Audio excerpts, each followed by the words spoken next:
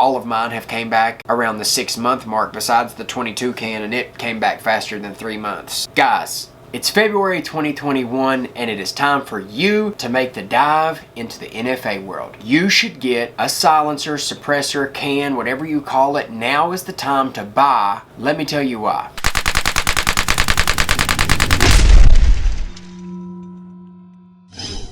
Welcome back to Whisper Tactical, guys. My name is John, and today I want to talk about suppressors and ultimately why I believe that you should buy one. I believe that every gun owner should have a suppressor, but there's a few that I want to talk about. I have 3 in my possession. I have 3 more at the gun store, and I had one that just got approved on January the 28th, and when it got approved, that's when I decided to go ahead and make this video. But before we get into this video, guys, go ahead and like, subscribe, share, comment down below, and hit that bell icon so you can be notified whenever I upload new content. Now, my first suppressor. Now, I can't say first suppressor because I got these 2 at the same time. Bought this one first. This is a SilencerCo Hybrid 46. I've got over 50,000 rounds through it, and it is still going strong. I have shot it so much that I've changed the color. I made a video about a 14.5-inch custom, the AR build that I did for my daughter. Go watch that video, and you'll see a lot of what this suppressor's been put through. I bought this late 2019, and it was approved on April the 24th of 2020. I waited 179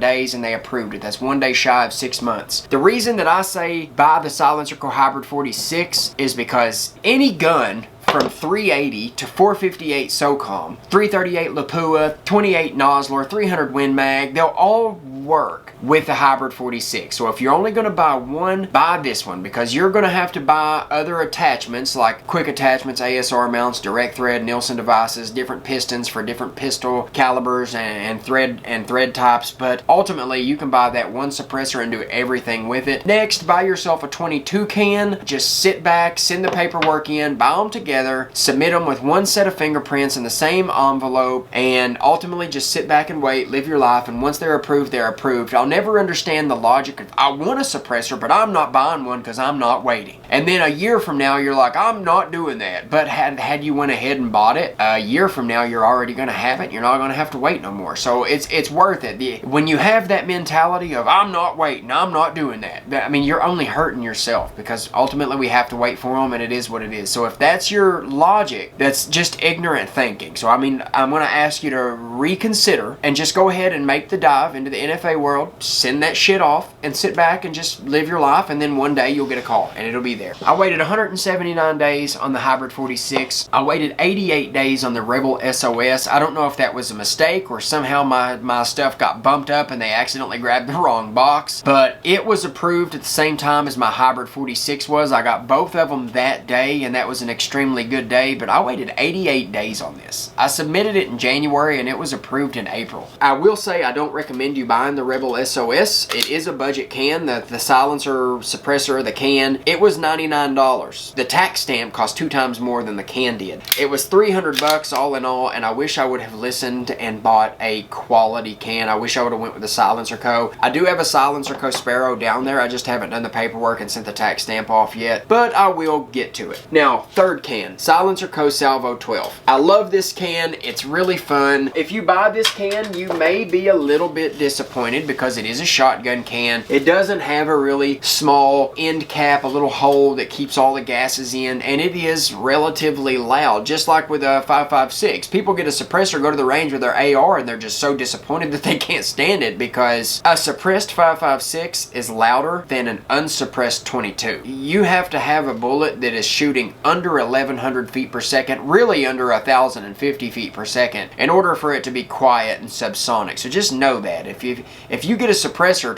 to put on a gun that ultimately is chambered in a round that's going to shoot 3,000 feet per second, 2,500, 3,000 feet per second, it's going to have a sonic crack down range. It's going to whip the air and it's going to make a crack, whoosh, whoosh, and you're going to hear that. But the Salvo 12, it's not a quiet can. That's why I tell people, they're like, man, I want that 6-inch Salvo 12. And I'm like, bro, you're about to spend $750 on a 6-inch can with a $200 tax stamp, and you are going to be bad disappointed. Because I've got the 6-inch kit. I've got the 8-inch kit. I've got the 10-inch kit. And obviously I've got the 12-inch kit. But for another 100 or so bucks, you can get the 12-inch version, and then for 50 bucks, you can buy the 6-inch kit, the rod kit. Look, don't spend your money on a 6 or an 8 or a 10-inch SilencerCo Salvo 12. Spend the money, buy the 12-inch configuration, and then spend 50 bucks on a rod kit. That way you can make it shorter. It's a modular can. You can make it shorter, but you can never add to it once you buy it short. Like, you buy the 6-inch version, you're stuck with the 6-inch version, and it is not quiet by no means. It will take the edge off if you're out dove hunting or something. You don't want to wear ear pro, but I'm just going to tell you right now that even in the full configuration with some 1200 feet per second, with this ammo, 1200 feet per second 8-shot without ear pro on, even in the 12-inch, it's going to ring your ears after 20-30 rounds. So just know that. Go ahead and buy the full configuration and buy the rod kits and make it smaller yourself, because it is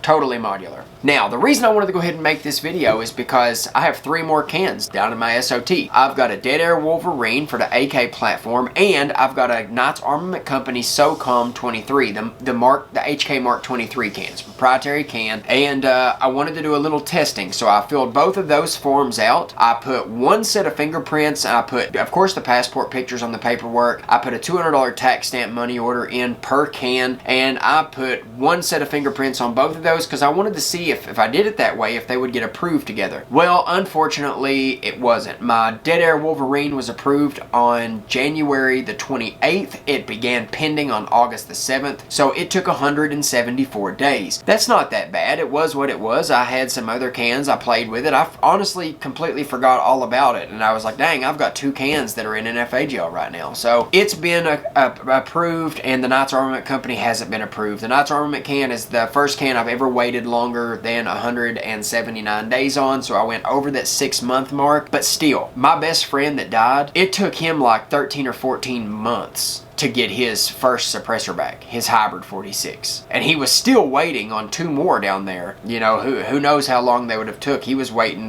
quite a few months on them, and they still hadn't been approved. His first can took like 13 or 14 months to come back, and all of mine have came back around the 6-month mark, besides the 22 can, and it came back faster than 3 months. So that was crazy. It was unheard of. That never happens with Form 4s, but it did. Do yourself a favor. If you have a Glock 19 and you don't never want to buy another gun, you don't want another gun, period, the only one you want, the only one you know you're ever gonna have is a Glock 19 or a Glock 34, you're never going to do anything other than 9mm, and that is it, then don't buy the Hybrid 46. Then go get yourself a CGS Group Mod 9. Just get yourself a good 9mm can and be done with it. But if you're like me and you have a variety of guns that you want to suppress, but you don't want to buy a designated can for each one of them, then get the Hybrid 46. If you have a 22 that you want to suppress, do not buy the Rebel SOS 22. Get yourself a SilencerCo Switchback or a CGS Hydra or a SilencerCo Sparrow,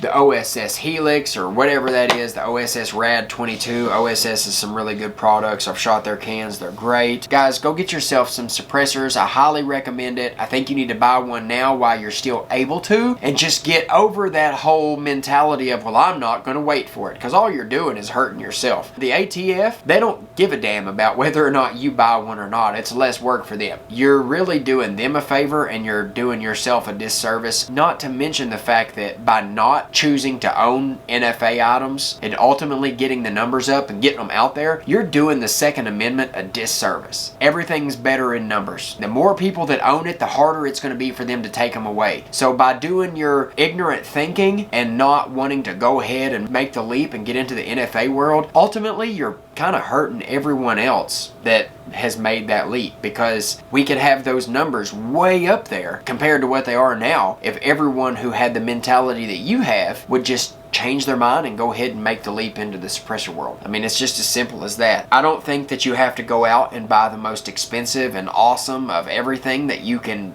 that you can get. I hate how all of the big gun tubers have made it seem like if you don't have a Gucci Glock or you don't have a freaking $3,000 pistol that it's not worth something. I hate that. I even made that comment in my last video, the Glock 43X versus the 48. A couple of YouTubers said that if you don't have $2,000 in a Glock, it's not worth nothing. It's not able to carry. It's not ready to carry. Don't do that. Don't be that self-righteous asshole that makes everyone feel less about their collection because they're not a YouTuber that's made a bunch of money and had companies that ultimately give them the majority of their stuff. You can't take a gun that someone has given you for free to do a review on and act like it's not worthy of being carried because it's not the way you want it to be. Like, that's ridiculous. That's a shitty way to be, to make people feel like their guns and their stuff are less than because it's not how you want yours set up or fixed. Yeah, go ahead and just dive into the suppressor world and just make the leap and just go for it. And just forget about it, live your life, and then one day you'll get a call and you'll have your suppressor. We need numbers, guys. The more numbers we have out there, the harder it's going to be for them to take them away. Alright guys, remember, like, subscribe, share, comment down below, and hit that bell icon so you can be notified whenever I upload new content. Until next time, I love you, and y'all stay safe.